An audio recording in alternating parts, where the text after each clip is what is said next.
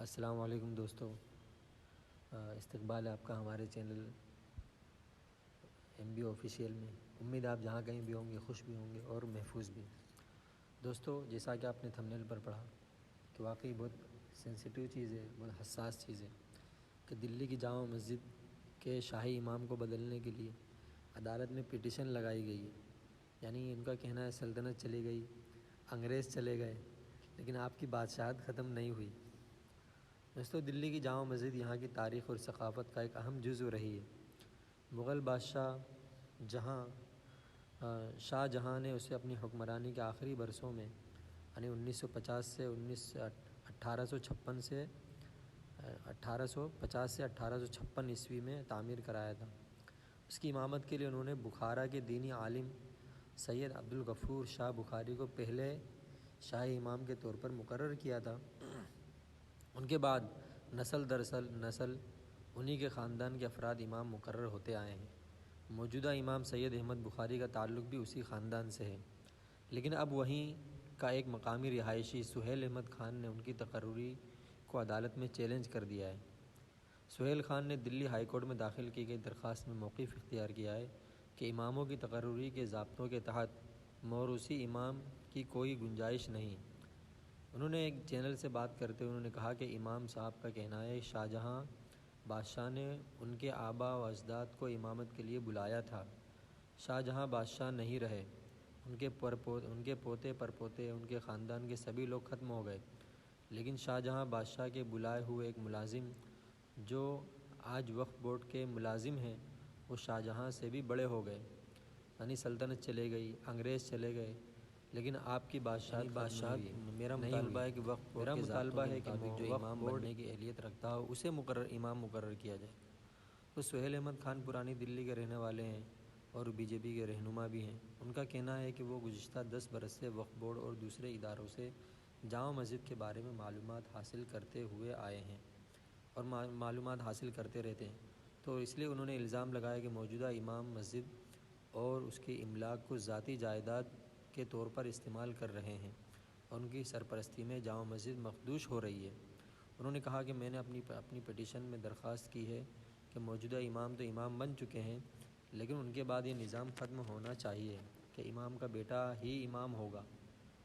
یہ بات ختم ہونی چاہیے۔ ان کے بیٹے کو کیوں امام بنایا جائے؟ ایسے شخص کو امام بنایا جائے جو قاری ہو، حافظ ہو، ہر وہ چیز جو امام کے لیے ضروری ہے وہ جانتا ہو اور اس کے مقام کے قابل بھی ہو۔ اس لیے سہیل احمد خان نے عدالت سے درخواست کی ہے کہ جامع مسجد ایک بین الاقوامی اہمیت کی تاریخی عمارت ہے، لہذا اسے ایک پروٹیکٹڈ یعنی ریزرو تاریخی عمارت قرار دیا جائے۔ ان کا کہنا ہے کہ پروٹیکٹڈ قرار پانے کی صورت میں اس میں نماز نہیں ہو سکے گی، اس لیے میں نے یہ بھی درخواست کی ہے کہ اس میں نماز نہ روکی جائے، مسجد میں آنے والا سارا پیسہ حکومت کے پاس جائے اور وہی پیسہ مسجد کی دیکھ بھال پر لگایا جائے۔ اس لیے دلی وقف بورڈ کا کہنا ہے کہ اس نے جامع مسجد کے موجودہ امام سید احمد بخاری کی بطور امام تقرری کی توثیق کی تھی۔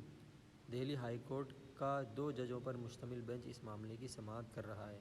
عدالت نے وقف بورڈ سے پوچھا کہ اماموں کی تقرری بالخصوص جامع مسجد کے امام کی تقرری کیسے کی جاتی ہے، اس کی اہلیت کیا ہونی چاہیے، تو انہیں کون مقرر کرتا ہے اور اس کی کیا شرائط ہیں۔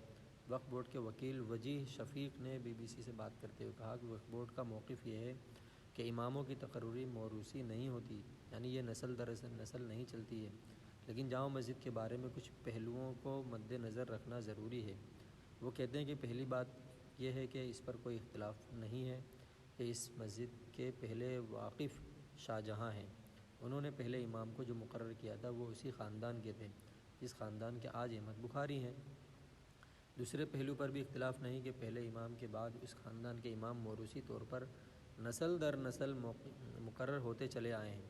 لیکن تیسرا نقطہ جو انہوں نے بتایا جس پر کسی کو اختلاف نہیں وہ یہ ہے کہ شاہ جہاں کے بعد بھی متعدد بادشاہ ہوئے، لیکن انہوں نے بھی اسی خاندان کے کسی امام کی تقرری پر کبھی کوئی اعتراض نہیں کیا۔ وجیہ شفیق کا کہنا ہے کہ عدالت جو بھی فیصلہ کرے، لیکن حقیقت یہ ہے کہ یہ ایک ایسا سلسلہ ہے جو روایت میں تبدیل ہو چکا ہے۔ آج کی تاریخ میں مجھے نہیں لگتا کہ ایسی کوئی بڑی وجہ ہو سکتی ہے جس کے باعث مروجہ روایت سے انحراف کیا جائے۔ جہاں سوال ہے کہ پراپرٹی کنٹرول کا تو وہ وقف بورڈ کے پاس ہے۔ دلی وقف بورڈ نے اس پراپرٹی کو کنٹرول کرنے کے لیے ایک انتظامیہ کمیٹی بنا رکھی ہے جس کے ذریعے وہ اس کا انتظام دیکھتی ہے۔ انہوں نے بتایا کہ وقف بورڈ جامع مسجد کو پروٹیکٹڈ موومنٹ قرار دینے کی مخالفت کرے گا، کیونکہ اگر کوئی عمارت پروٹیکٹڈ عمارت قرار پاتی ہے تو اس کے ساتھ وہ کچھ پابندیاں لے کر آتی ہے جو انتظام اور کنٹرول سے متعلق ہو سکتی ہیں، جبکہ وقف ایکٹ واضح کرتا ہے کہ وقف کی املاک کے بارے میں وقف ایکٹ میں جو پروویژن ہیں وہ نافذ العمل ہوں گی۔ اس تنازع میں جامع مسجد کے اطراف کے بیشتر رہائشی جامع مسجد کے امام کے موروثی تقرری کی حمایت کرتے ہیں۔ ان کا کہنا ہے کہ موجودہ امام سید احمد بخاری کے خاندان نے جامع مسجد کی صدیوں سے خدمت کی ہے۔ موجودہ امام صرف امام ہی نہیں، جامع مسجد اور پرانی دلی کی تہذیبی، مذہبی اور ثقافتی شناخت بھی ہیں۔ جامع مسجد کے علاقے کے ایک نوجوان محمد فیصل نے کہا کہ موجودہ امام قوم کے رہنما ہیں، ان کا خاندان قوم کی خدمت کرتا آیا ہے، وہ قوم کی شناخت ہیں، اور ہم تو یہی چاہیں گے کہ مسجد کی سرپرستی شاہی امام کے ہاتھ میں رہے اور آنے والے وقت میں بھی انہی کے ہاتھ میں رکھیں۔ مسجد سے ملحقہ مینا بازار کے ایک کاروباری عبدالرافع نے کہا، جامع مسجد کے امام قدیمی ہیں اور جب سے یہ مسجد تعمیر ہوئی ہے تبھی سے ان کے خاندان چل رہا ہے، ان کا ہی خاندان چلنا چاہیے۔ اور ایک اور رہائشی نے کہا ہے کہ ہم چاہیں گے کہ امام صاحب برقرار رہیں اور آگے بھی یہی سلسلہ چلتا رہے، وہ قابل ہیں اور ان سے یہاں کی رونق ہے۔ اور ایک اور صاحب نے کہا کہ خدشہ ظاہر کیا جا رہا ہے کہ دوسرا امام آنے سے ماحول خراب ہو جائے گا۔ ان کا کہنا تھا اگر کوئی دوسرا امام یا دوسرے خاندان کا کوئی امام آتا ہے تو مسجد اور پورا علاقے کا انتظام بگڑ جائے گا۔ اس لیے دلی کی جامع مسجد گزشتہ عشروں سے انڈیا کی سیاست میں اہم کردار ادا کرتی آئی ہے۔